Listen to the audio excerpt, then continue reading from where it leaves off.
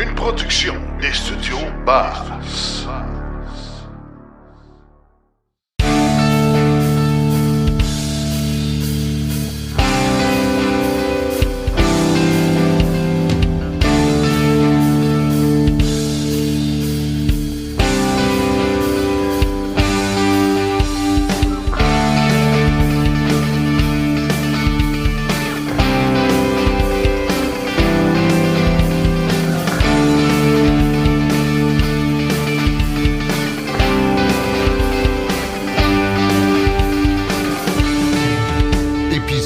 Hors série. C'est pas d'hier que je conduis une voiture électrique, puis je suis pas le seul. Il y a plein de monde qui était là au tout début, dans le temps où, comme disaient les anciens, vous l'avez facile, vous autres les jeunes. Ben, des fois, on écoute un peu ce qui se dit alentour avec des gens qui viennent de s'acheter une voiture électrique dans la dernière ou les 2-3 dernières années. Puis on pense en dedans de nous autres, vous auriez dû voir ça il y a une dizaine d'années, on était ailleurs. Puis justement, pour en parler de comment c'était il y a plusieurs années quand on a commencé, quand on était dans les débuts de l'électrification des transports, j'ai avec moi plein de, je suis obligé de dire de passionnés parce qu'à cette époque-là, pour s'acheter une voiture électrique, il fallait avoir plus que le goût de rouler électrique, il fallait être un peu passionné, je pense. On va commencer, je vais faire un tour de table rapide. Yvon Bergeron, bonjour Yvon. Bonjour Martin, bonjour à tout le monde. Quelle sorte de voiture tu conduis, toi, maintenant, Yvon? Présentement, moi, j'ai une Tesla Model S, mais ma femme, elle a une Kia Soul 2015 EV. Donc, est-ce que tu as eu d'autres voitures électriques On a avant? une Chevrolet Volt pour commencer. OK, donc tu as une belle progression. Une belle brochette. Claude Demers, bonjour Claude. Bonjour, bonjour. Et toi, Claude, qu'est-ce que tu conduis? En ce moment, je rutilante Chevrolet Bolt 2020. Oh, et toi aussi, tu as eu une autre voiture électrique avant? Ouais, j'ai eu 2 Leaf, une 2015 puis une 2018 avant ça. Et tu as une voiture électrique depuis quelle année? Officiellement, le 30 juin 2015. OK. Et toi, Yvon, je ne te l'ai pas demandé. Mais 1er novembre 2013. 2013. OK, 2013-2015, c'est quand même pas pire. Sébastien Reich, bonjour Sébastien. Bonjour Martin. Et tu conduis quoi, toi? Nissan Leaf 2015. Et tu as eu d'autres voitures électriques ou c'est ta première? C'était la première. On a eu aussi une Tesla Model 3 2018. OK. Et tu conduis une voiture électrique depuis? 15. Depuis 2015, OK. Et à distance, on a également avec nous Julie Gagnon. Bonjour Julie. Bonjour Martin. Et toi, tu conduis quelle voiture électrique et depuis quand tu conduis une voiture électrique?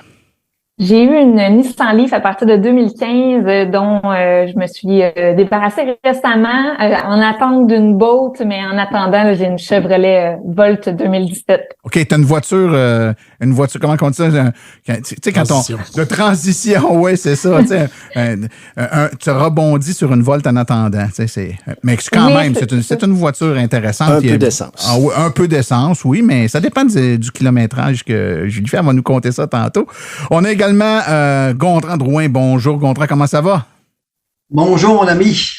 Écoute, alors, moi, j'ai une Tesla 3 2019 présentement et j'ai eu 2 autres véhicules électriques à compter de 2012. Juin 2012, j'ai été le premier à Québec. Je suis même passé à Radio-Canada. C'était une Mitsubishi IMEV, les mêmes qui ont été utilisés par Hydro-Québec pour les tests de voir si ça allait résister à l'hiver. J'en ai eu 2. J'en ai une que j'ai encore. Dans l'heure de 2014, j'en ai encore. Puis, c'est ça, je suis pas mal un des premiers dans la région ici. Taper la trail avec un petit char. C'est oui. Ça qu'on peut dire. Finalement, le dernier, mais non le moindre, David Sylvestre. Bonsoir, David, ça va bien? Bonjour, Martin. Oui, ça va bien. Merci. Et tu conduis quoi, toi, depuis combien de temps? Je conduis une Nissan Leaf depuis juillet 2014. C'est le seul véhicule électrique que j'ai possédé jusqu'à maintenant. Et tu l'as encore. Tu es un de ceux qui a gardé sa Leaf longtemps. On va pouvoir en parler aussi du passage à travers le temps de la même bagnole. Écoutez, vous avez vu, on a une belle brochette avec nous. S'il fallait qu'on additionne les années d'expérience en voiture électrique qu'il y a ici, ça serait... Ça serait dangereux. On le fera pas pour préserver On sera à notre retraite. Oui, on sera à notre retraite, très décidément, c'est assez sûr. Écoutez, évidemment, vous nous avez fait le portrait de ce que vous avez ou avez eu comme voiture électrique, puis depuis quand vous l'avez, donc ça fait longtemps. On va commencer par ça fait longtemps. Quand vous avez commencé à penser à vous lancer dans la voiture électrique, peu importe la raison, il n'y avait pas beaucoup de modèles disponibles. Si on compare avec aujourd'hui, ça, évidemment, avec le temps, ça l'a changé, mais à cette époque-là, il y avait plein de contraintes et de limitations qu'on n'a pas aujourd'hui. C'est de ça que j'aimerais qu'on parle. Je commencerai peut-être avec toi, David. Quand tu t'es lancé dans la Leaf, est-ce que tu avais des options? Est-ce qu'il y avait d'autres options que la Leaf ou c'est la seule voiture qui était disponible? À ce moment-là, il n'y avait pas énormément de choix sur le marché. En 2014, là, on avait les modèles qu'on a nommés un peu plus tôt, la IMIEV, comme Gontran a possédé, la Chevrolet Volt hybride rechargeable, et il y avait le Tesla avec la Model S. C'était à peu près tout, là. Et moi, j'avais besoin d'un véhicule assez spacieux. J'avais 3 enfants à ce moment-là, un 4e qui est arrivé un peu plus tard.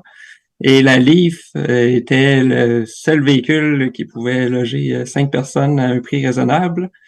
Donc, ça a été la raison de mon choix en 2014. Toi, Julie, dans ton cas, est-ce que c'est comment tu as procédé pour faire le choix de la voiture?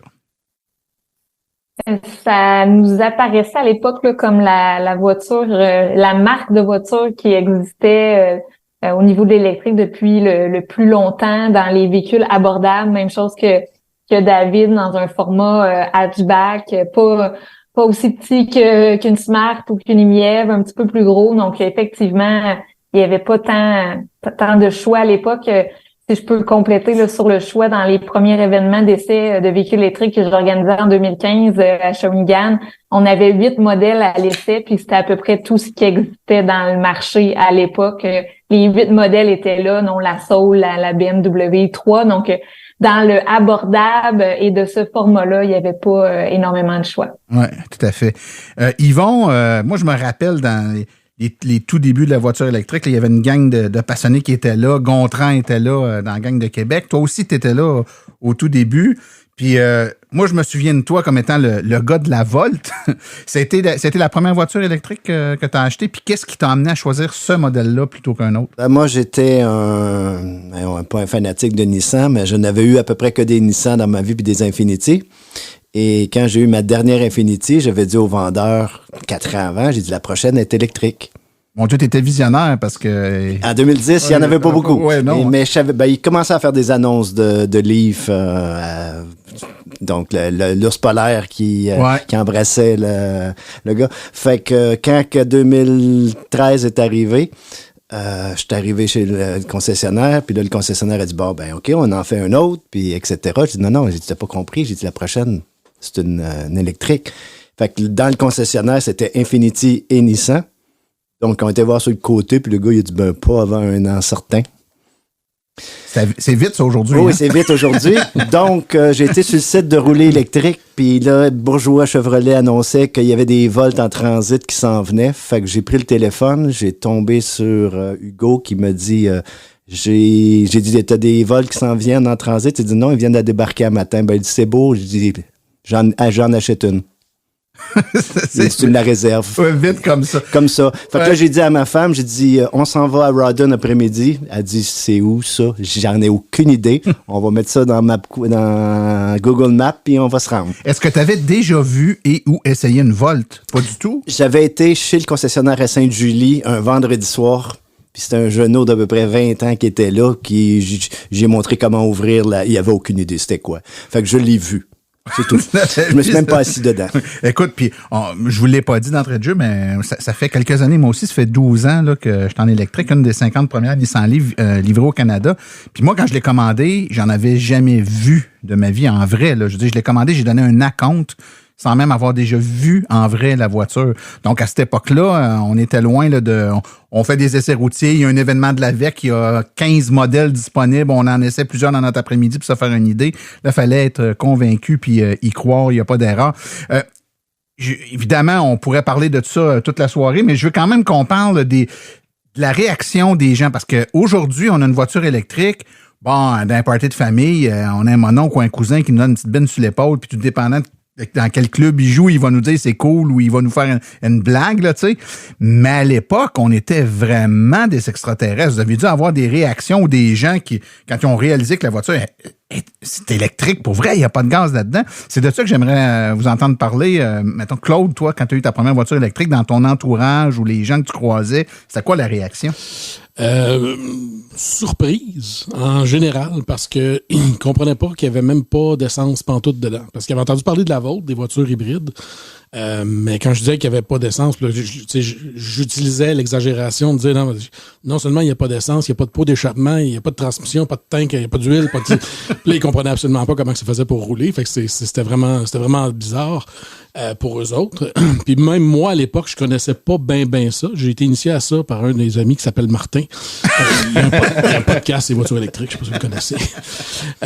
Donc, au début, effectivement, dans la famille, puis j'ai une famille qui aime beaucoup les voitures, les Dodge Ram, ces affaires-là. Fait que ça, encore aujourd'hui, ça fait des discussions vraiment le fun parce que sont encore dans ce courant-là. Puis moi, je m'en tiens à ma voiture électrique, puis ils me racontent combien ça leur coûte de gaz faire Toronto-Montréal, puis je comprends pas. OK, qu'est-ce que tu veux? On a chacun nos dadas. Gontran, toi aussi, tu étais dans l'un des premiers au Québec. Quand tu te promenais avec ton IMIEV dans les premières années, tu devais être un centre d'attraction. Surtout que, pour ceux qui ne le savent pas, Gontran a une business, il fait de la sonorisation, il traînait de l'équipement pour aller faire des parties dans sa IMIEV. Je me rappelle de photos que tu mettais à l'époque, c'était un Tetris de stock dans l'auto. Tu devais faire jaser, c'est comme rien. Les gens devaient parler. Bon, ce qui a commencé au début, c'est quand l'électricien est venu installer la borne dans la cour. Tout de suite, il y a des gens qui passaient et qui se demandaient qu'est-ce que c'est que je mettais après la maison. Ils pensaient que c'était pas un climatiseur, non. D'un coup, ils ont vu arriver la voiture, puis ils ont vu un fil qui pendait jusqu'à l'auto. Puis il y en a qui sont venus cogner à ma porte plusieurs fois. Ma femme pourrait en dire, qu'est-ce que c'est, cette auto-là? Fait que là, je leur expliquais. Je disais, comment t'as d'autonomie? Fait que là, je lui disais, à peu près 100 km. Fait que là, ouais. Fait que là, il n'y a pas de gaz, non. Après ça, quand j'ai commencé à rouler avec, ben, ils ont des IMIEV, il n'y en avait pas beaucoup. Ça fait que c'était un centre d'attraction. Dans un centre d'achat, dans le terrain, dans le parking du Costco, j'en ai eu combien de discussions avec des gens? Hein? Qu'est-ce que c'est? Puis la mienne, je l'ai acheté pour une seule raison, parce qu'au début, je voulais une livre. C'est quand on a ouvert le coffre de la première livre, il y avait une espèce de grosse masse qui empêchait mes équipements de rentrer. Fait que la mienne, c'est une caverne sur roue. C'est une petite auto avec un immense pouvoir de chargement. Et je réussissais à rentrer jusqu'à 8 caisses de son là-dedans avec les subs et tout. Puis c'était pas croyable, ça rentrait, là. Puis étant donné que c'était un moteur électrique, ben, j'ai jamais manqué de force. Je montais à la côte Henri IV, chargeais à l'essieu, puis je montais à 90. J'avais le pied au plancher, mettons, là. Mais quand même, personne ne comprenait comment ça que ça décollait de même, cette petite auto-là. Ah, c'est ça, hein? La mienne, c'est pas une bombe, mais une fois qu'elle a décollé, qu'elle a fait son premier 10 pieds, là, ça décolle. C'est que, après ça, en passant, je l'ai encore, la 2014, hein. Elle est rendue à 160 000 km. Et j'ai rien eu à part l'inverteur que j'ai changé le câblage moi-même parce que Mitsubishi n'était pas capable, là. C'est tout ce que j'ai eu, là, à date. Rien. Encore les mêmes breaks dessus. On a changé des chocs, on a changé, c'est indestructible. Il y a un gars qui en a ici sa location dans un restaurant. Il dit qu'il appelle ça des Yaris électriques. C'est bien fiable. Il appelle ça des Yaris électriques. Ben, c'est tout petit, mais il veut dire, s'il avait fallu que cette auto-là, ils mettent une batterie intelligente là-dedans, j'aurais jamais acheté une Tesla. Parce qu'elle me convenait pour la grosseur. C'est juste une batterie de 16 kW, 14 utilisables. C'était pas assez. Puis Mitsubishi, ils ont rien fait, là. Ça fait que, en tout cas, après ça, ben, là, j'ai upgradé pour la Tesla en 2019. Mais c'est là, je suis tombé presque sur le dos de l'autonomie, là. Ouais, là, toi, t'as passé d'un extrême à l'autre, hein. T'es un gars d'extrême, Gontran, clairement, là. Ben là, on venait à Montréal avec le char, des fois, on n'avait même plus de chauffage parce qu'on courait les bornes. Jusqu'à temps que j'installe un chauffage au diesel dedans. Ça, c'était notre aventure. J'ai installé un Wabisto de camion dedans pour avoir du chauffage. J'ai une question. Je mettais 2-3 litres de fuel, puis j'avais du chauffage l'hiver. Hey, Gontran, une mièvre, après 9 ans, il reste combien d'autonomie dans la batterie? 80. 80? OK. Ouais, quand même pas 80 au lieu de 110. C'est tant que ça, c'est surprenant, hein? Ouais, quand même, c'est quand même surprenant. Écoutez, Gontran, tu parles de réaction dans le cours du Costco. Moi, à l'époque, il y a 12 ans, si ma conjointe était ici, elle pourrait en témoigner. Ce qui était gossant de l'auto électrique, c'était l'incapacité qu'on avait d'aller faire, mettons, aller déjeuner tranquillement un dimanche matin, puis de revenir. On revenait à l'auto, il y avait 4-5 personnes autour de l'auto qui regardaient. Et là, c'était une discussion d'une demi-heure, 45 minutes, puis parfois 1 ou 2 essais routiers avant de pouvoir s'en retourner à la maison.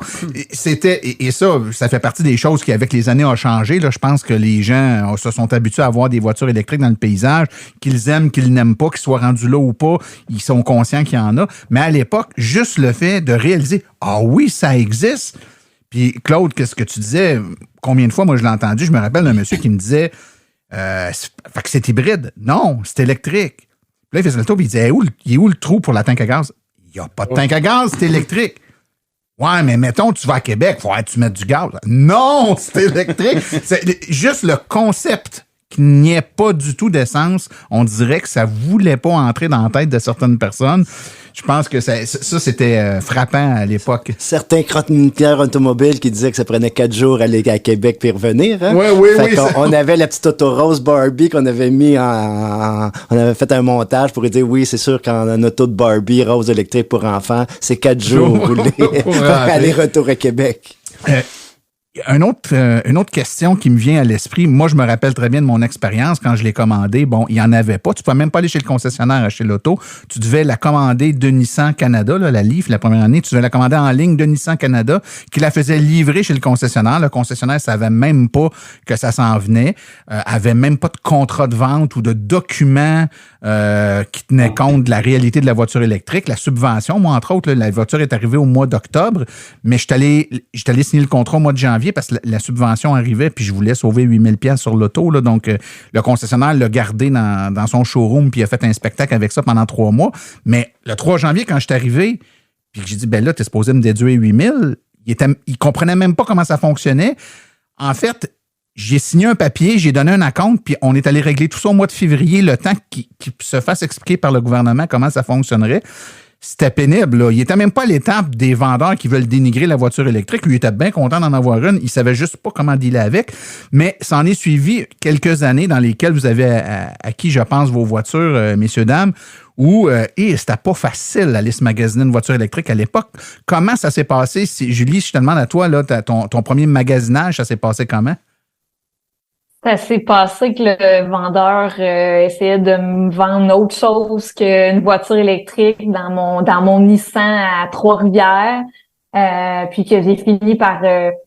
on savait que c'est ça qu'on voulait, fait qu'on a fini par appeler tous les Nissan au Québec pour négocier le meilleur prix, puis avoir celui qui avait le plus d'ouverture envers la voiture électrique parce que clairement ils comprenaient pas, puis en plus le vendeur nous disait on fait pas d'argent avec ces voitures électriques là, comment tu veux que je te donne les pneus. Donc il y avait vraiment une incompréhension de ce qu'étaient les voitures électriques. Donc c'était pas nécessairement une expérience très agréable, mais je pense qu'il fallait être convaincu. Puis par la suite, moi, c'est ça que je disais aux gens, tu sais, magasinez de votre côté, allez faire les essais dans les événements d'essais de véhicules électriques, puis appelez pour passer une commande, tu sais, laissez-leur pas le choix de vous présenter autre chose parce qu'ils vont vous présenter une voiture à essence. Systématiquement, ouais. Sébastien, toi, comment ça s'est passé, ta première voiture? J'ai fait un peu comme Julie, là, j'ai fait le tour des événements.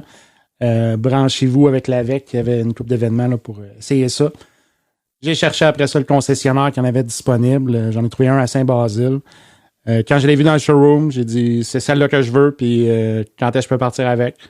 J'ai été chanceux cette journée-là, mais j'ai pris le package, par contre, j'ai pris la garantie prolongée parce que la famille me disait prends pas ça, un auto électrique, t'as pas de garantie, tu sais pas comment ça va marcher. Fait que là, c'est ça. Je suis parti avec la garantie prolongée, l'anti-rouille électronique, puis... Toutes des affaires que tu dis aux gens aujourd'hui de ne pas prendre. Aujourd'hui, tout le monde ne pas prendre ça, effectivement. J'ai quasiment envie de poser la question également à David aussi, ça fait longtemps. Ouais, comment ça s'est passé, toi, ton magasinage? En fait, j'ai pas vraiment magasiné comme au sens habituel du terme, là, parce que ça faisait déjà plusieurs années que je m'intéressais aux véhicules électriques.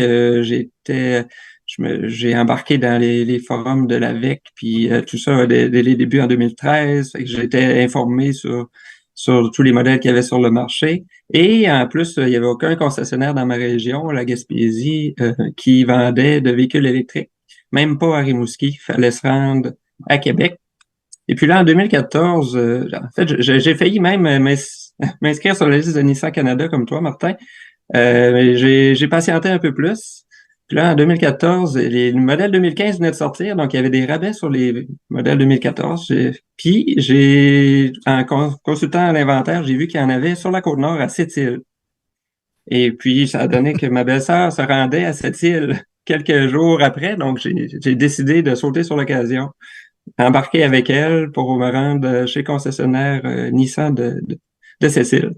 Et j'avais jamais essayé le modèle avant. Là, on est en 2014? 2014, ouais. OK. Puis t'as fait Sept-Îles, la Gaspésie en 2014? Ouais, ça, cherchais où? Il a fallu un peu de planification pour le retour, parce qu'il y avait évidemment aucune borne rapide sur le chemin et très peu de bornes niveau 2.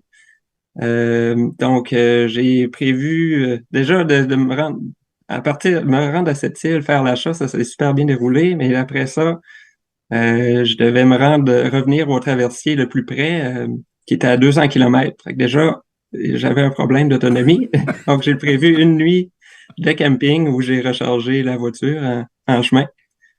Puis, de retour de l'autre côté du fleuve, j'ai pu recharger à Matane ainsi qu'à Amkoui. Et j'ai fait le dernier 150 km pour me rendre chez moi d'une traite. Donc, j'ai testé l'autonomie de mon nouveau véhicule à ce moment-là. C'est très intéressant ce que tu racontes. Puis écoute, ça m'amène directement là où je veux aller.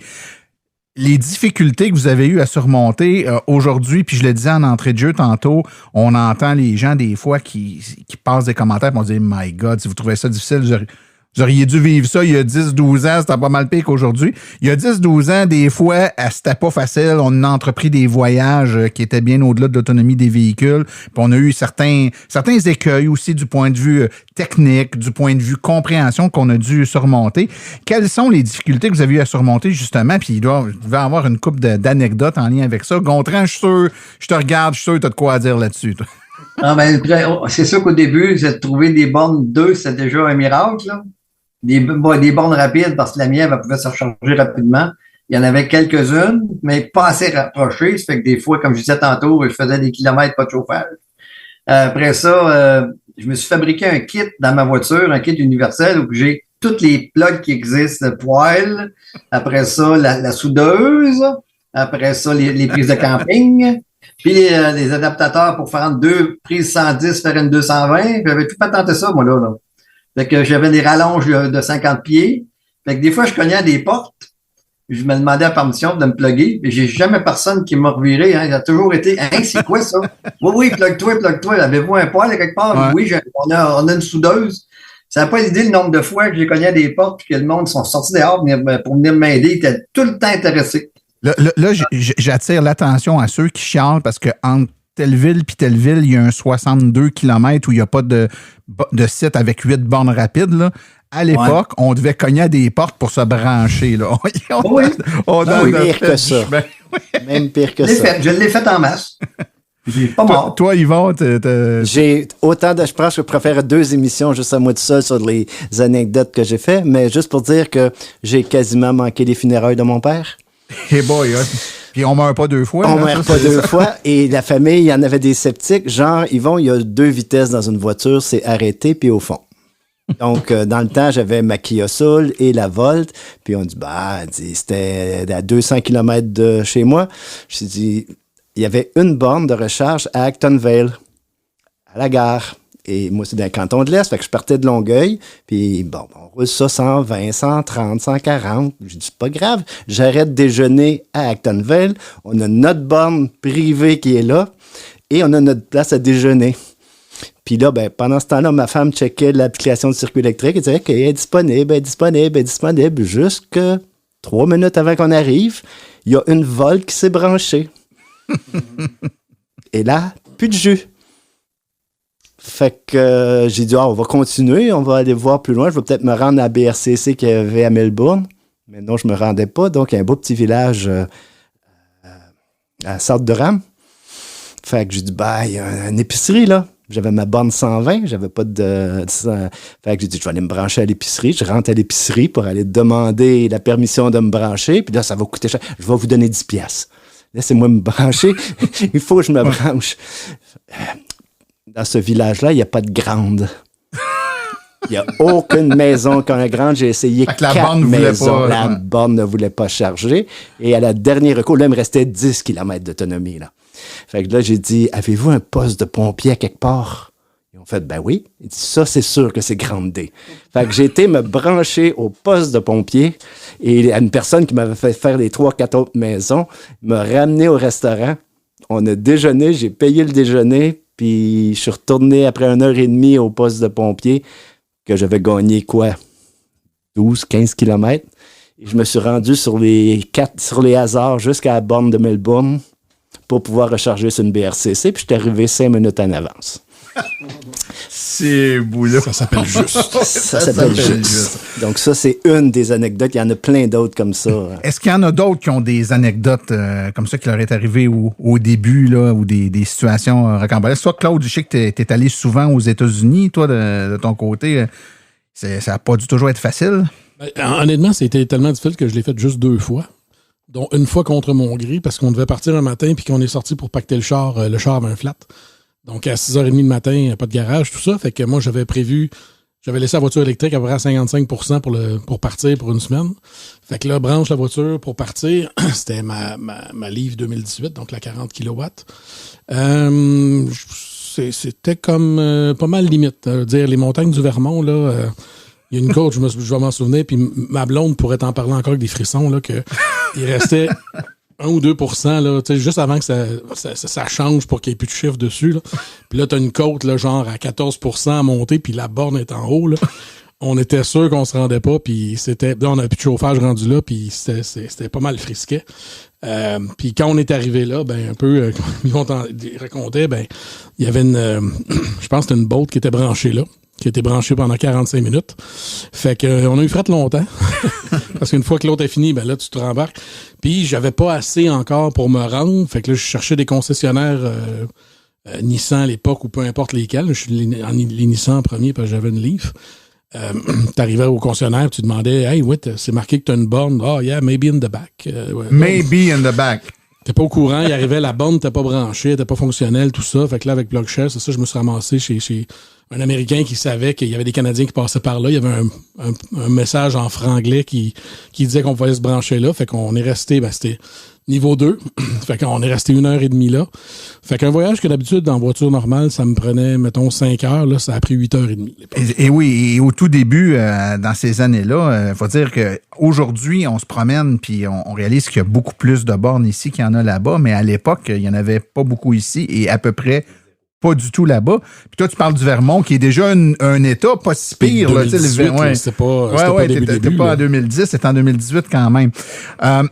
Écoutez, ça, on parle depuis tantôt de ce qui se passait dans ce temps-là, mais évidemment, je l'ai dit tantôt, ça a évolué. Les choses changent, puis bon, le nombre de modèles a augmenté. Je parlerai pas de la disponibilité. Il y a plus de modèles. Je suis pas sûr qu'il y a vraiment toujours plus de disponibilité, mais enfin, le nombre de bornes a augmenté, l'autonomie des véhicules a augmenté. La réalité a vraiment beaucoup changé. Aujourd'hui, c'est quoi votre vision de où on est rendu là, par rapport à où c'était avant? Quel est votre feeling, votre ressenti par rapport à comment quelqu'un qui s'achète une voiture électrique neuve aujourd'hui, l'expérience qu'il vit versus ce que vous avez vécu dans le temps, Yvon? Moi, je peux te dire, Martin, je sais pas si tu t'en rappelles, mais j'ai quasiment fait sauter les 2/3 des BRCC du Québec dans la même journée. Le 2/3, mais il n'y en avait pas beaucoup à l'époque. Il y en avait 3. Hein? Je suis parti sur un road trip en Kia Soul, prêté par Kia, parce qu'il n'y en avait aucune au Québec encore. Fait que c'était dans le mandat qu'on avait à l'AVEC d'essayer des voitures puis de faire des vidéos là-dessus. Fait qu'un soir à 7h le soir, au mois de décembre 2014, je pars pour aller à Trois-Rivières, Cap-de-Madeleine. Et j'arrive là, à vide, et la Kia avait un problème. Elle faisait sauter les bornes de AdEnergie. Par sauter, t'entends vraiment sauter. Briser, là. Briser. Le board saute. Fait que après quelques heures de discussion avec le circuit électrique, on est venu à rejoindre quelqu'un de AdEnergie qui a dit, branche-toi sur le niveau 2 puis rentre-toi à la deuxième borne qu'on a, à Masquinongé. Je fais, non, tu comprends pas, là, il est 1h du matin, là. Si je me rends à Masquinongé, je m'éloigne de chez nous. Et si je la saute aussi, je vais avoir sauté les 2/3 des bornes parce que l'autre était à Boucherville, la démo qu'il y avait au début. Fait que je me suis rechargé sur le niveau 2 pendant 2 heures de temps pour me rendre jusqu'à Nicolet, pour me rendre après ça chez nous à 7h30 du matin. Fait que j'ai failli sauter 2/3 des bornes du circuit électrique. Écoute, moi je dis souvent la blague, à l'époque, quand moi j'ai commandé la mienne, le port de recharge rapide était une option. Tu le prenais ou tu le prenais pas. Moi, je l'ai pris en me disant, j'ai visionnaire, un jour, il y aura des bornes rapides. Fait que j'ai acheté la voiture avec le port de recharge rapide. J'ai eu la voiture pendant 2 ans, presque 3 ans, dont les 2 premières années, il n'y avait aucune borne rapide. Il y a eu une borne rapide qui est apparue à Boucherville, la première, le dernier 6 mois où j'ai eu ma voiture. Et là, j'avais commencé à entamer les démarches pour me débarrasser de la voiture, en fait, la vente, m'en acheter une autre. Puis je me suis dit, Colin, j'ai payé pour un port là-dessus de recharge rapide que je n'ai jamais utilisé, qui m'avait coûté de mémoire 600 ou 700 $ l'option. Fait que je suis allé faire une recharge rapide à Boucherville, juste pour l'essayer, pour dire que je ne me débarrasserai pas de la voiture sans au moins avoir essayé mon port, être sûr qu'il marche. Ça m'avait coûté, je me souviens plus, 3 $. Donc, j'ai une recharge rapide qui m'a coûté 703 $. J'ai la recharge rapide la plus chère de l'histoire, d'après moi. Mais c'était comme ça. Il n'y en avait pas de borne rapide. Aujourd'hui, on se plaint quand il n'y en a pas assez sur un site ou quand la distance est trop grande entre 2 sites. Mais à l'époque, il n'y en avait carrément pas. Là. Moi, je me rappelle de la première, puis c'était des tests. Là. On ne fonctionnait que sur des bornes niveau 2 quand il y en avait. Puis quand j'ai eu ma voiture, juste pour vous donner une idée, le circuit électrique n'existait pas. Quand je l'ai reçu, là, il n'existait pas encore. Il n'y avait donc pas de borne niveau 2 publique. Les 2 bornes niveau 2 que je connaissais au Québec, c'était la mienne et celle de mon beau-frère, qui avait acheté une voiture la même journée que moi. Donc, les 2 places où je pouvais me charger avec une borne niveau 2, c'était chez nous puis chez mon beau-frère. Les temps à Noël, t'étais correct? Oui, à Noël, j'étais correct. Écoutez, comme je disais tantôt, les choses ont bien changé. Donc, il y a quelqu'un qui veut intervenir. J'ai pas vu qui a levé la main. Oui, vas-y, David. Par rapport justement au nombre de bornes qui a augmenté depuis le temps, moi aussi, je me questionnais à l'achat de ma livre si c'était utile d'avoir un port de recharge rapide, parce que ça a pris quand même plusieurs années avant qu'il y en ait dans l'Est du Québec. Quand c'est arrivé, par contre, on a eu la chance d'avoir un projet régional qui a permis d'avoir des bornes rapides tout le tour de la péninsule. Donc, ça a été vraiment tout un changement. Je me rappelle la première fois que je suis allé à Québec, à partir de la baie des Chaleurs, je me suis rendu dans la même journée, mais ça a été de peine et de misère. Et puis maintenant, je peux me rendre facilement, même avec le même véhicule, qui n'a pas plus d'autonomie, même un peu moins d'autonomie qu'à l'origine. Et je me rends 2 fois plus rapidement là, grâce aux bornes rapides. Ça a changé. Ça a vraiment changé la donne, en tout cas. Puis surtout que quand les bornes rapides ont commencé à se populariser, les voitures n'avaient pas encore des grandes autonomies. Donc, la dépendance à des recharges fréquentes étant là, c'était d'autant plus important d'en avoir. Est-ce que vous vous rappelez de ce changement-là, donc du passage de il n'y a pas ou à peu près pas, disons, de bornes rapides à maintenant il y en a beaucoup. La vivez-vous, cette différence-là? Moi, personnellement, puis je vous donne mon opinion, puis je vous écoute après. Moi, je l'ai senti, mais paradoxalement, au fur et à mesure où il s'est mis à y avoir de plus en plus de bornes, donc pour répondre à un besoin de recharge, les voitures sont devenues de plus en plus, avec des batteries de plus en plus grandes, donc notre besoin de se recharger souvent dans ces bornes-là a diminué. Ce qui fait qu'aujourd'hui, moi, je vais à Québec, j'arrête même plus de me charger, là, je m'en vais en direct à Québec. Il y a beau en avoir plein, je n'ai jamais eu si peu besoin qu'actuellement. Vous autres, comment vous l'avez vécu, Sébastien? Et ça, Martin, c'est parce que tu as changé de véhicule. Parce que moi, avec ma Livre 2015 24 kWh, c'est plus de bornes, ça m'a donné confiance. L'anxiété a diminué un petit peu, je te dirais. J'avais encore confiance, par contre, de me rendre à Québec. Me rendre à Québec en plein hiver, à -20, ça reste quand même un défi malgré tout. Faut que t'arrêtes plus d'une fois. Même avec les bornes rapides, un ancien véhicule qui n'a pas de gestion thermique de la batterie, c'est un peu plus long malgré tout. Ah, c'est bien certain. C'est ça qui a changé aussi, les nouveaux véhicules. Puis je pense à toi, David, particulièrement, en Gaspésie, il fait froid, t'as une voiture qui n'a pas une très grande autonomie, quand tu fais un déplacement le moindrement long, les bornes rapides, t'en es vachement dépendant. Là. Ah oui, certainement. Puis en fait, je peux me débrouiller avec des bornes niveau 2, quoi. C'est ce que je faisais au tout début. Mais c'est pas mal, ça rallonge beaucoup le voyage. Mais même maintenant, il y a encore des segments de route que je peux pas franchir en hiver avec l'autonomie de mon véhicule. Des distances un peu trop longues entre certaines bornes. Donc, c'est pas encore suffisant pour répondre à tous mes besoins, mais ça s'est grandement amélioré. Pardon? J'ai dit le message, est-tu clair, Martin? Ouais,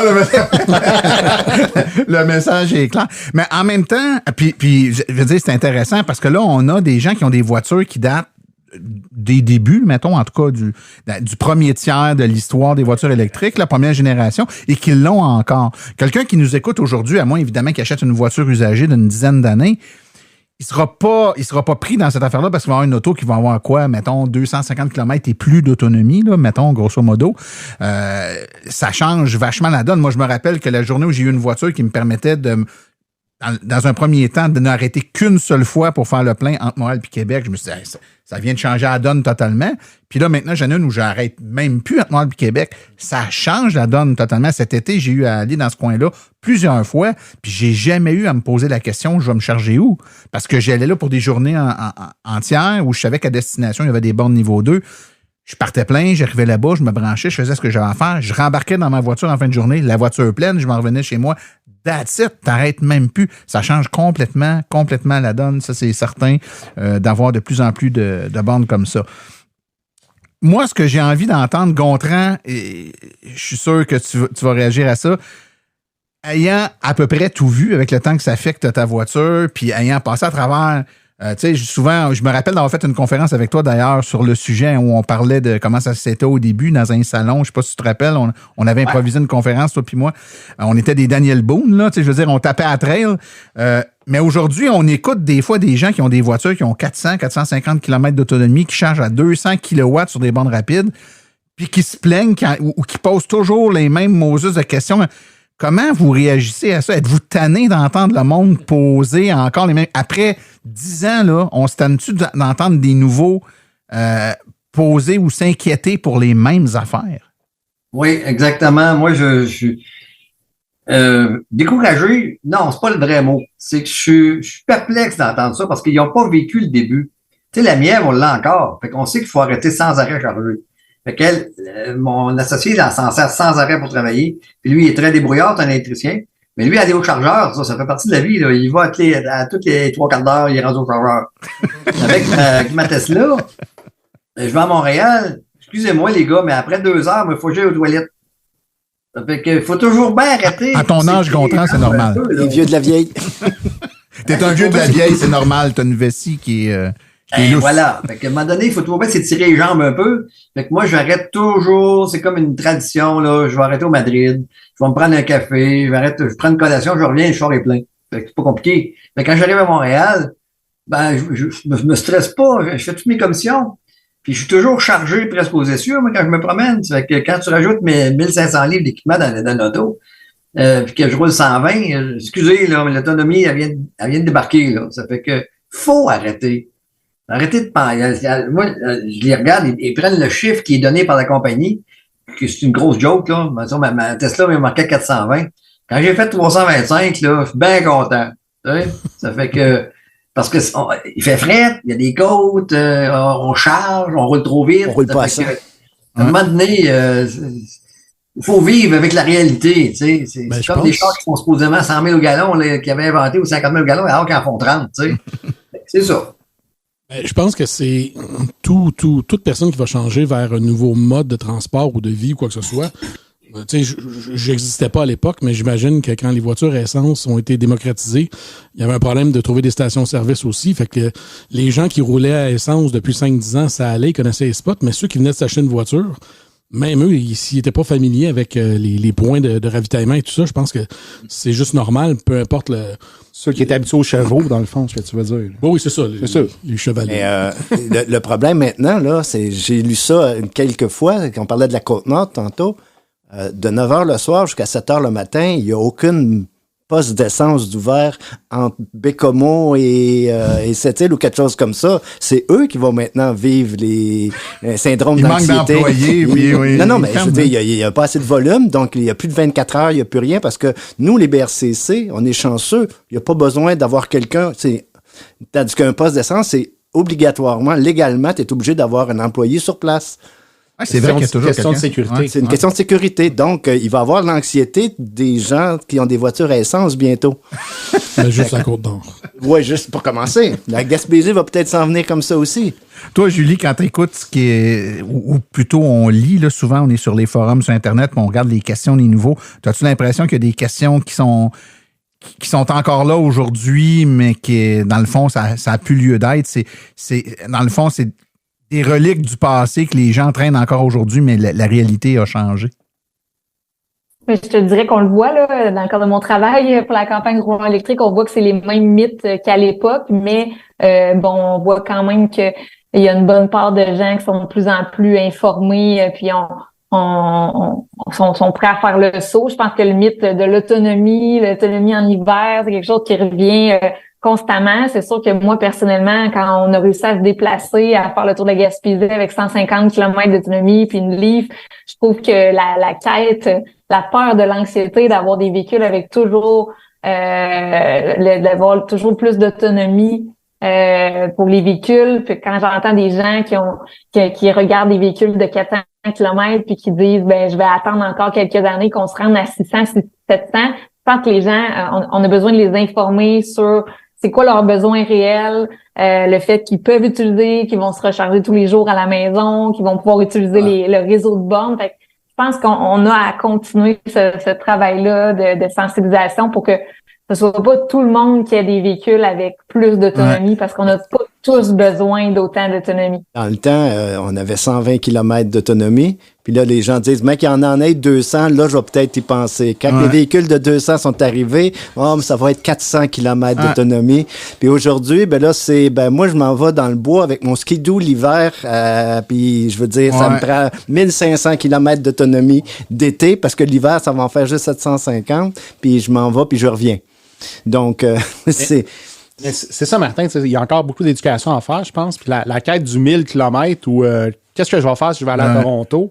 Dans l'esprit des gens, c'est important, mais je pense que c'est pas si important que ça. Nous, on le fait avec 100 km sur une auto. Aujourd'hui, on parle des voitures 300-400 km, 500 même. Mais je pense qu'on pourrait revenir en arrière des fois puis avoir des véhicules à 200 km, des petites coupées sport, ça pourrait répondre à plein de besoins. T'as tout à fait raison. On a fait des épisodes là-dessus où on disait qu'il y a certains modèles de véhicules qui pourraient être offerts avec des batteries plus petites, à coût moindre. Il y a plein de gens pour qui ça conviendrait aux besoins. Moi, je me rappelle dans une conférence, j'avais ce débat-là avec un monsieur qui, lui, dans sa tête, si t'avais pas 600-700 km, ça n'avait pas de sens. Puis je disais, essayez de vous imaginer la situation suivante. Vous avez votre voiture, votre bagnole à essence là, que vous avez actuellement, là. Tous les soirs, vous la stationnez dans votre driveway, puis quand vous vous levez le lendemain matin, par action du Saint-Esprit, la tank de gaz est pleine. Elle est pleine, elle est full, là. Okay? Et là, vous faites votre journée normale, puis le soir, vous la restationnez. Le lendemain, vous vous relevez, la tank est pleine. Combien de fois par année vous allez aller à une station-service? La réponse, c'est les seules journées où vous allez rouler plus que l'autonomie totale du véhicule, mettons 500 km. C'est que les journées où vous allez rouler plus de 500 km d'une shot, c'est là que vous êtes obligé d'arrêter. Les autres journées, vous n'aurez jamais besoin d'arrêter.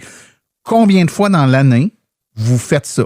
Si la réponse, c'est 4 fois, 5 fois, ma question après ça, c'est pour 4 ou 5 fois où vous ne voulez pas arrêter, remplir votre véhicule, allez-vous payer pour avoir un véhicule qui va avoir 800, 900, 1000 km d'autonomie pour 4 fois? Sérieusement, comme la même question, mais les voitures électriques sont trop petites. Quand je vais chez Rona puis que je veux m'acheter une feuille de Jeep-Rock de 4x8, combien de fois par année vous avez besoin de rentrer une feuille de Jeep-Rock de 4x8 dans votre voiture? Non, mais la journée que tu as besoin de faire ça, Martin, tu vas stationner ton auto électrique sur la borne, tu prends le véhicule Econoline à louer, une demi-heure, 1 heure pour le louer, tu ramènes ta feuille de Jeep-Rock chez vous, exact. Tu ramènes le véhicule. viens d'économiser la moitié du prix de ton véhicule. Toutes les Rona de ce monde et Renault Dépôt, on va offrir maintenant ce service-là de location. Oui. Et l'autonomie, en même temps, c'est les gens qui nous disent dans les kiosques de l'AVEC, on l'entendait souvent, ouais, mais quand je vais en Gaspésie, je vais faire quoi? Premièrement, très mauvais exemple, la Gaspésie, il y a beaucoup de bornes, hein, puisqu'on compare à d'autres régions du Québec. Maintenant, ça s'en vient pas pire, mais fut un temps où c'était pas mal la seule région où il y avait des bornes aux 80 km, mettons. Ailleurs, il n'y en avait pas. Mais la question suivante, c'est, mais combien de fois par année tu vas en Gaspésie? Ben, je vais à tous les ans, j'ai de la famille là-bas. Parfait, tu y vas à tous les ans.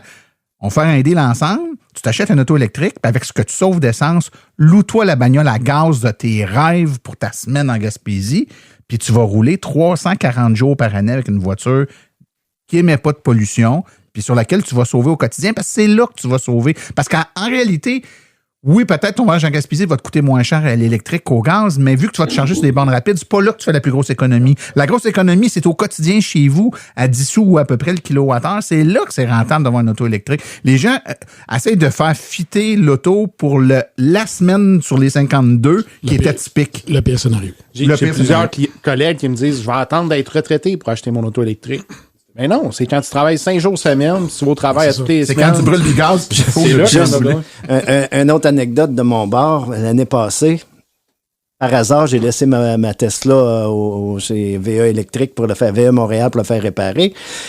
Fait que ma femme a décidé à 4 heures l'après-midi qu'elle avait vu une annonce pour aller acheter un chien à Sainte-Marguerite. Bon, ben, j'ai dit, Longueuil-Sainte-Marguerite du Lac-Masson, ça se fait bien aller-retour en Kia, pas de problème. Fait qu'on part. Avant de rentrer l'adresse dans le chose, mais c'était Sainte-Marguerite-de-Beauce. J'ai fait 8 recharges rapides pour aller et retour. On est revenu à 1h du matin. Avec un chien? Avec un chien. Ils disent toujours, hein, c'est le chien qui te choisit, c'est pas toi qui choisis.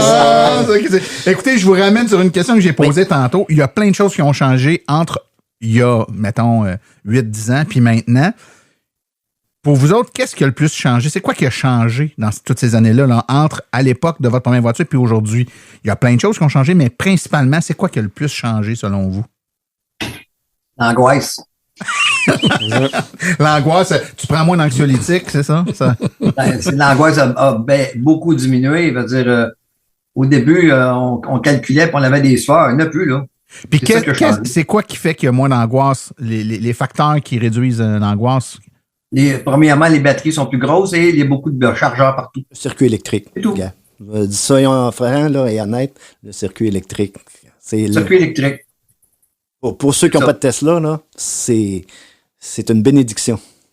Ben, le volume des batteries, tu sais, si je peux me permettre, le volume des batteries, moi, dans mon cas, je suis un conducteur de véhicule électrique courte distance. Moi, là, c'est bien rare. Là.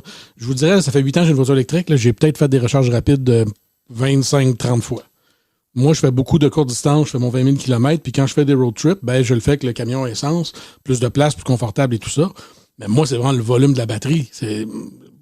Dans une année, je vais recharger peut-être 2-3 fois, parce que là, je décide d'aller faire un tour plus loin où c'est l'hiver. Je vais à la même place, mais l'hiver. J'ai plus de 200 recharges rapides sur ma Kia Soul. Je suis plus représentatif d'une autre tranche de la population, même si ça fait longtemps que j'en ai une. Je suis pas un voyageur de distance, là, tu sais. Mais c'est ça, on a parlé du réseau de bornes, mais la disponibilité des véhicules, de plus en plus de modèles disponibles avec des plus grosses batteries. Moi, personnellement, en famille, j'étais allé jusqu'à Vancouver, j'ai fait en Tesla. C'est le réseau Tesla. Le réseau pan-canadien, il est présent, il est disponible. Mais j'aurais pas été là en Nissan Leaf à 24 kWh. Ça prend un véhicule en hiver, c'est ça. Ça prend un véhicule pour chaque besoin. Puis je pense que c'est ça qui s'en vient de plus en plus. Il y a quelqu'un qui a été s'acheter une Bolt à Vancouver puis il est revenu avec. Il a fait je me rappelle plus où, là. Il a écrit ça sur Facebook à quelque part. Revenir en Bolt de Vancouver. Faut pas il y a des coins que ça prend du niveau 2. Non, il était... Toi, Julie, qu'est-ce que tu trouves qui a changé? Puis on est tout de suite avec toi après ça, David. Qu'est-ce que tu trouves qui a changé, toi, entre le moment d'acquisition de ta voiture puis maintenant? Ben, je trouve que c'est ça. À l'époque, il n'y en avait tellement pas des voitures, un peu comme les moteurs, on se saluait, on pointait les voitures. Ah, regarde, il y a une Leaf, il y a une IMIEV. Aujourd'hui, moi, je continue à faire ça. J'aime encore les voitures électriques, mais il y en a tellement, c'est rendu que tu sais c'est banal en fait croiser une Tesla, croiser une Leaf, croiser une Bolt. Donc ça a changé beaucoup. Puis peut-être en lien avec ton épisode que tu as fait précédemment par rapport aux petits véhicules, mais dans le temps les véhicules ils étaient futuristes, c'était des tout petits véhicules. Maintenant ben c'est ça, ça ressemble plus aux véhicules conventionnels, le look, ça se démarque moins. Hein. Avant, on voulait rejoindre les early adopters. Maintenant, ça fait partie de la masse. On veut que ce soit un peu plus conventionnel, une voiture électrique. Donc, je trouve que c'est vraiment rendu accessible à tous. Donc, c'est ça qui me marque là, des changements depuis. Ouais, ben oui, on se fait moins interrompre. C'est bien certain, on le disait tantôt, on est capable d'aller au centre d'achat sans se faire déranger à toutes les fois. David, tu voulais intervenir là-dessus, toi, sur ce qui a changé au fil du temps? C'est un peu comme Julie disait, dans le fond, il y a énormément de voitures électriques sur les routes maintenant, comparé à il y a une dizaine d'années. Un peu avant l'émission, je regardais les statistiques que l'AVEC sort avec la Société d'assurance automobile là, sur le nombre de bornes, le nombre de voitures sur les routes du Québec. Puis je voyais que depuis l'achat de mon véhicule en 2014, le nombre de voitures électriques au Québec a passé de 4 000 à près de 200 000. C'est une méchante différence. Et le nombre de bornes publiques, on parlait de une borne rapide et 500 bornes niveau 2 à ce moment-là. Puis aujourd'hui, ben, on arrive à 1000 bornes rapides à peu près au Québec et plus de 7000 niveau 2, d'après ce que j'ai vu. Donc, et puis le choix de véhicules tellement augmenté aussi. Donc, les personnes qui entrent dans l'univers de l'électromobilité aujourd'hui sont vraiment gâtées, je trouve, comparé à nous à l'époque. Une autre chose qui a changé, je trouve, Martin, c'est un petit peu l'étiquette. L'étiquette ou les bonnes manières. C'est peut-être de l'éducation, de la sensibilisation, encore une fois, mais lorsqu'on se branche une borne rapide, il y en a de plus en plus disponibles. Souvent, on va prendre une pause 10-15 minutes, on va aller aux toilettes. Il y a une personne qui arrive, fait stop, il se branche son véhicule. Moi, je suis pressé. Moi, je suis pressé. Ouais. Non, mais il y a rien de brancher. Moi, j'ai le droit. Ouais. Ça, je pense, ça prendrait encore de l'éducation, mais peut-être plus d'affichage, plus de... encore tout à fait. Les stationnements devant les bornes, c'est encore présent, là, des gens qui stationnent, c'est un stationnement VIP. C'est triste un petit peu. Je pense qu'il n'y a pas assez d'amende. Moi, je me permettrais de vous dire que moi, je trouve que ce qui a changé, puis je fais beaucoup de conférences, puis je suis présent dans beaucoup de les salons, ces choses-là, le public qui s'intéresse et qui s'achète des voitures électriques, ce n'est plus le même public. Le passage, vous l'aviez dit tantôt, des early adopters, des geeks à la masse, ça amène son lot d'avantages et d'inconvénients. Bon, on veut que ce soit la masse parce qu'on veut que le plus de gens possible se lâchent les énergies fossiles, etc. Mais ça amène des gens qui sont pas des gens toujours renseignés, qui sont pas des gens qui ont pris le temps d'étudier les choses comme il faut, qui sont pas des gens qui sont allumés sur les aspects technologiques. Et là, ça amène des problématiques de pas capables d'utiliser, des affaires qui, pour nous, semblent tout à fait évidentes, mais pour eux, là, ça ne l'est pas du tout. Autant pour le consommateur, je dirais même que le vendeur. Tantôt, je me demande, c'est qui? Je pense que c'est peut-être toi qui a dit, j'ai appris, Yvon, c'est moi qui ai montré au vendeur comment marchait la voiture. Et ça, c'est parce que tu savais comment marche la voiture. Mais maintenant, imagine-toi, le vendeur, il ne sait pas plus comment marche la voiture, puis le client, il ne sait pas non plus. C'est monsieur, madame, tout le monde. Maintenant. Exactement. Donc là, on est dans une espèce de catch-22 où le consommateur part qu'une voiture qui lui a été peu mal ou pas du tout expliqué comment elle fonctionnait. Et là, il attrape des problèmes, puis il met ça sur le dos de la voiture électrique. Hein? Tu sais, une anecdote là-dessus, Martin. L'année passée, on a retrouvé un monsieur aux îles de la Madeleine, perdu avec son nouveau véhicule électrique. Il est arrivé aux îles de la Madeleine, il a pris le bateau, il s'est rendu jusque-là, puis rendu là-bas, il ne savait pas comment se recharger. Parce qu'il y avait une Tesla, puis il ne savait pas le CHAdeMO, comment ça fonctionne, tout ça. C'est drôle parce que moi, j'étais là avec l'AVEC l'année passée aux îles de la Madeleine. Il est arrivé exactement la même affaire. Il y a une famille qui est arrivée avec une Tesla. Ils sont arrivés devant la borne rapide. Il n'y avait pas d'adaptateur. Il n'y avait plus d'énergie. Là. Ils sont arrivés, là, ils ont presque poussé l'auto du bateau à la borne. Tu sais, quand tu es chanceux, là, à 200 pieds de où ils étaient, il y avait une exposition de l'AVEC avec plein de bénévoles de l'AVEC 4 Tesla, on avait tous les modèles d'adaptateurs. Un chat démon. On l'a vu, le monsieur qui tournait autour de la borne, on est allé le voir, il voit un problème, oui. On est débarqué là, on lui a donné des pamphlets d'informations, on l'a aidé à se charger. Lui, là, il dit, man, je dois avoir un ange qui me suit, là, c'est comme rien, tu sais. La plus belle place, ou le plus beau moment pour tomber en panne aux îles de la Madeleine, dans les 10 dernières années, c'était là. L'AVEC était là, on l'a pris en charge, mais pauvre monsieur, il avait aucune idée comment ça marchait. Donc, pour terminer, j'ai une question pour vous tous. Après toutes ces années-là, votre vision d'électrification puis le positionnement de votre choix de vous en aller vers une voiture électrique, avec tous les, je devrais dire, pas les problèmes, mais toutes les embûches qu'on a quand on est un early adopter, puis ça vous amène jusqu'à aujourd'hui avec tout le développement qui s'est produit. Considérez-vous que vous avez fait le bon choix? 1, le bon choix de rouler électrique, mais 2, le bon choix d'y aller si rapidement. Avec du recul, auriez-vous mieux d'attendre un peu que d'autres se fassent les dents puis que vous embarquiez après? Vous regrettez pas votre choix de vous l'être donné pas facile en y allant dès le début, Sébastien? Écoute, je regrette pas du tout mon choix, malgré tous les moments qu'on a passés au froid. J'ai tous mes doigts encore, tous mes orteils. La famille va bien, malgré ce qu'on a pu dire dans d'autres podcasts. Mais ceci étant dit, je pense que c'est un secteur en pleine effervescence.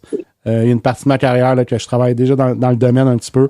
Donc, il y a beaucoup d'informations. Allez vous informer, je pense. C'est la meilleure solution. Oui, l'information est là, puis elle est beaucoup plus, c'est plus facile à trouver, en tout cas, l'information est crédible. Moment. Toi, Gontran? Ben, moi, étant le pionnier de Québec, ou presque, je te dirais que j'ai jamais regretté mon mouvement là, que j'ai fait. Jamais je retourne à l'essence. Puis, j'ai jamais regretté mes achats. Autant au niveau, c'est fiable, que ça coûte pas cher, ça c'est correct aussi, là. Mais le plaisir de conduire ça, l'absence de problème, les bornes, oui, c'est au début, les premières années, c'était un problème, ça ne l'est plus. Puis les automobiles maintenant sont très fiables. Puis je vais te dire que quand tu as goûté à ça, là, moi, revenir avec un char à gaz, là, je peux même pas y penser. Et ce que je voudrais avoir, c'est une fourgonnette électrique. Mais ça n'existe pas pour l'instant. Il y a la Ford Transit, là, mais... Ouais, mais la batterie est trop petite. Parce que c'est lourd, un transit, là. Ça fait que ça vaudrait une 100 kW, pas une 60. Ils le savent. Un jour, peut-être. Peut-être que. Oui, le gars, il y a une lièvre, puis il veut une transit. Ben, une transit avec une 100 kW, je suis acheteur tout de suite, là. Toi, David, tu voulais dire quelque chose? Ben, moi non plus, je regrette pas du tout d'avoir sauté dans l'électrique. À ce moment-là, là, mon véhicule, j'ai eu un prix qu'on retrouve plus aujourd'hui. Donc, même si on entend souvent dire que les prix des véhicules vont diminuer avec le temps, c'est pas ce qui s'est produit depuis 10 ans, malheureusement. Mais que je suis content d'avoir fait ce choix-là. J'adore mon véhicule. La preuve, c'est que je l'ai encore après 9 ans, puis que j'ai pas l'intention de m'en débarrasser d'ici tôt, même si j'aimerais parfois avoir un peu plus d'autonomie. Ça répond quand même à 95% de nos besoins. Puis pour les 5% qui restent, ben on a un deuxième véhicule à essence encore, que j'espère aussi changer par un jour changer par un modèle électrique. Mais ça me prend un véhicule un peu plus gros pour transporter toute la famille. Donc, c'est pour ça qu'on le conserve. Et puis, c'est ça, c'est vraiment c'est ma seule voiture que j'ai achetée à l'état neuf dans ma vie. Et puis, je ne le regrette pas du tout. Vous, M. Demers, vous avez été amené dans le côté sombre de la force par un sinistre individu. Regrettez-vous à la fois cette amitié et le choix que vous avez fait de vous en aller dans l'électrique? Oh, aucun des deux, non. Ben, effectivement, comme Gontran disait, en partant, le plaisir de conduire, c'est la conduite électrique, c'est complètement différent. Je m'attendais pas à ça, parce que moi aussi, j'ai acheté une voiture sans l'avoir essayé. Tu m'as jamais voulu faire essayer la tienne. Ben oui. Je te comprends, j'ai quand même une réputation. Je la fais essayer 2 fois par semaine dans des inconnus, puis toi, j'aurais pas voulu. Non, mais c'est ça, aucun regret. Surtout, je pense qu'aujourd'hui, oui, c'est sûr qu'après, moi, ça fait 8 ans. C'est sûr que tu sauves de l'argent, à part les années de pandémie, on n'a pas sauvé grand-chose, là, mais d'un point de vue financier, moi j'embarquais là-dedans vraiment suite à des discussions qu'on avait eues ensemble. l'aspect financier m'intéressait beaucoup. L'aspect écologique, oui. Effectivement, faut faire notre part. Par contre, je me positionne toujours en tant qu'individu, si je prends une voiture à essence ou pas, l'impact que moi je vais avoir, mais le move que j'ai fait, je le regrette pas du tout. Puis aujourd'hui, avec les voitures, l'autonomie qu'ils ont, le réseau de recharge, moi je pense que facilement 75 à 80% de la population au Québec a 2 véhicules dans l'entrée, peut facilement en avoir une électrique. Je vois mal, à moins que les 2 soient représentants sur la route tout le temps, qui tirent une remorque, puis je sais pas, là, tu sais, j'essaye même de me forcer à trouver 20% de monde qui pourrait pas avoir plus qu'une voiture électrique, là. Mais non, aucun regret, puis c'est sûr certain que je regarde vers la prochaine déjà. Là. Yvon? Moi non plus, je regrette absolument rien. C'est sûr que moi, ma femme, elle a embarqué aussi à 100 000 à l'heure là-dedans. Fait que 100% électrique toutes les deux dès qu'il y en avait de disponible. Puis je dois aussi avouer que j'ai tordu un peu des bras. J'avais 40 employés.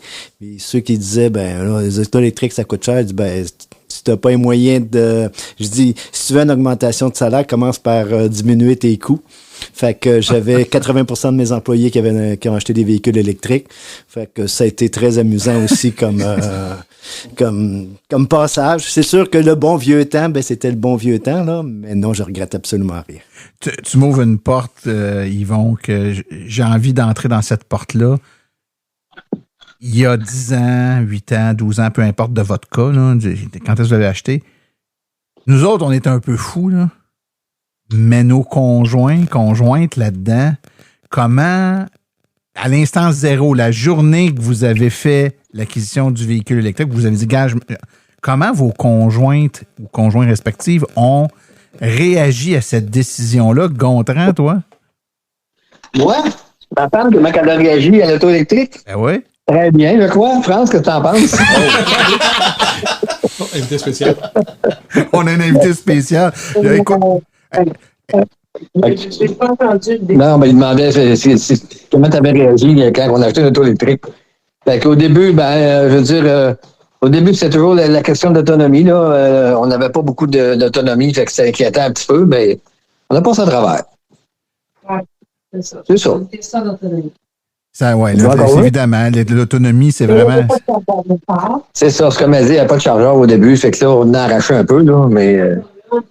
C'est ça, on parle de 2012, là. Tu sais, ça fait quand même longtemps, là. Bien sûr. Toi, Sébastien? La Nissan Leaf à 100 km, rendue à 15%. Avec une famille? En hiver, avec une famille, là, à 15%, là, ça disparaît. Tu sais plus combien il reste de kilomètres. Moi, ça me stressait. Ma femme aussi, beaucoup. Maintenant, ça a changé. C'est elle qui la prend 95% du temps pour aller au travail.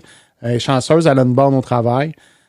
Donc, depuis notre voyage, là, je te dirais que l'anxiété a tombé. Elle est plus confiante. Elle aime vraiment son auto, malgré le fait qu'elle m'a dit « Je veux un petit camion », puis qu'elle nous a fait acheter un camion. Tu sais, malgré tout. Là. Tu es encore marié avec. Je suis encore marié. Je m'excuse, je l'adore, je l'aime, mais des fois... Le camion important. Ou ta femme? Là? La femme. C'est important, Martin, de le dire, mais tu sais, il faut faire des choix selon nos besoins. Oui. Mais c'est quand la femme a dit... C'est ça que je veux. Tu dis, pas de problème. Elle a embarqué dans ton trip d'auto électrique. Maintenant, dans son trip. Soyons honnêtes, la première fois qu'on a dû fermer le chauffage en hiver pour se rendre à la borne, moi, mon épouse a regretté beaucoup le choix. Ouais. Ça a été la seule fois. Après ça, c'est arrivé une ou 2 autres fois, mais c'était moins serré. Mais soyons honnêtes, la première fois qu'on ferme le chauffage en hiver, tu sais, il y a une mauvaise circulation dans les pieds, hein, on frette aux pieds souvent. Là. Ça a été... Ça, c'est quand il marchait. Oui, parce qu'on avait certains petits défauts avec des PTC et des thermopompes. David, en Gaspésie, les grands espaces, l'air froid, on s'achète un auto électrique qui a 100 quelques kilomètres d'autonomie, avec des enfants et tout le kit. Ça a bien passé au conseil de famille? Oui, mais ma conjointe, elle savait que j'ai été très intéressé par l'auto électrique depuis longtemps, donc ça l'a pas surprise. Puis elle a embarqué dans le projet. Par contre, elle a vécu plus de mauvaises expériences que moi. Elle a tombé en panne une fois, en hiver justement. manque d'autonomie, mais c'est arrivé une seule fois. Donc, elle était un peu plus cognitive que moi de ce côté-là. Moi, j'aime ça, planifier, calculer, et puis ça me dérange pas de prendre des chances un peu d'étirer mon autonomie. Mais c'est sûr que c'est pas tout le monde qui est prêt à faire ça. Mais il n'y a rien, mais c'est ça, elle est toujours enthousiaste et elle adore l'auto aussi. Bon. Et je peux pas m'empêcher de penser, Sébastien particulièrement, puis toi, David, vous avez des jeunes enfants, moi aussi j'en ai, ils sont un peu moins jeunes, là, mais quand même, pour eux, ça sera même pas un enjeu. Je veux dire, tu sais, mes garçons ne se souviennent pas qu'on est dans leur tête, on a toujours eu une auto électrique là. Tu sais, on a eu on a des autos à essence aussi, mais je veux dire, ne pas avoir d'auto électrique, ils ne se rappellent pas de ça là. Dans leur tête, il y a toujours eu une voiture électrique. Puis dans leur tête, la voiture électrique, c'est celle qu'on prend de facto. L'autre, on apprend quand on n'a vraiment pas le choix. Pour eux autres, c'est inné. Tu sais, ça va être comme ça. En tout cas, pour mes enfants, j'imagine pour les vôtres aussi, ça va être comme ça. Donc, le changement, la vague qu'on a partie, puis c'est un peu là-dessus je veux qu'on se laisse, qu'on conclue. Que vous ayez des enfants ou pas, qu'on a tous des amis, on a tous de l'entourage, on a toute de la famille. On a été, je pense, puis des fois, on est bon pour se garrocher des pots, mais il faut se garrocher aussi des fleurs. On a été des vecteurs de changement. Quand les gens nous arrêtent dans la rue pour garder notre auto, c'est parce que ce qu'on vient de faire, c'est quelque chose d'inhabituel, c'est quelque chose d'atypique qui attire l'attention parce que c'est nouveau. Mais ce nouveau-là, vous l'avez tous dit, ça devient la norme, c'est moins spécial. Mais c'est normal, mais ça ne l'était pas dans le temps. Ça prend un certain courage pour faire ça. Puis moi, je nous salue globalement le courage qu'on a eu de le faire à une époque où quand on le faisait, les gens nous disaient « Ah ouais, un auto électrique. » Tu sais, les gens reculent de 2 pas. T'es-tu sérieux? Alors qu'aujourd'hui, les gens, quand tu leur dis que tu as un auto électrique, où est-ce que tu l'as pris? Ça fait 2 ans que je suis sur une liste d'attente. Ouais, ça a bien changé. Hein, comme, ça. Puis les enfants, ils adorent tellement ça, l'auto électrique. On a semé des petites graines, comme tu dis, puis je pense qu'on a créé de l'espoir. Ben, une forme d'espoir. Tu sais. C'est un peu ça. Le changement, parfois, ça prend un peu de courage, puis le courage que ça prenait il y a 10 ans, c'est pas tout à fait le même que ça prend aujourd'hui. Mais même aujourd'hui, de se dire, on fait le pas, puis c'est là-dessus que je veux laisser, puis que je veux que les auditeurs, je veux que ce qu'ils retiennent de cet entretien-là, c'est ça. S'ils n'ont pas une auto électrique aujourd'hui, ben même si c'est pas le même courage qu'il y a 10 ans, parce qu'aujourd'hui, il y a des bornes, puis les voitures ont de l'autonomie, ben, de faire le geste, de se renseigner, d'en essayer une, de voir, de constater qu'effectivement, ça convient aux besoins, puis de faire le changement, mais c'est toutes ces petites graines-là qui font que peut-être plus tard, nos enfants, nos petits-enfants nous diront, ben, merci d'avoir été un vecteur de changement. Messieurs, dames, vous avez été super gentils de nous offrir tout ce temps-là aujourd'hui. Probablement l'un des épisodes les plus longs de Silence on roule, mais c'est l'avantage de pouvoir faire des hors-séries. On a eu plein d'anecdotes aujourd'hui. Vous avez été très généreux à la fois dans votre temps. Puis Sébastien, tu es arrivé avec plein de canettes de bière. Tu étais généreux en bière aussi. Donc, dommage pour ceux qui étaient à distance. Hein? Évidemment, Julie, Gontran, David, vous n'avez pas pu boire cette belle bière-là, mais vous avez quand même donné de votre temps. Donc, à vous tous, messieurs, dames, merci beaucoup pour votre présence à Silence on roule aujourd'hui. Merci, Martin. Merci, Martin. Merci.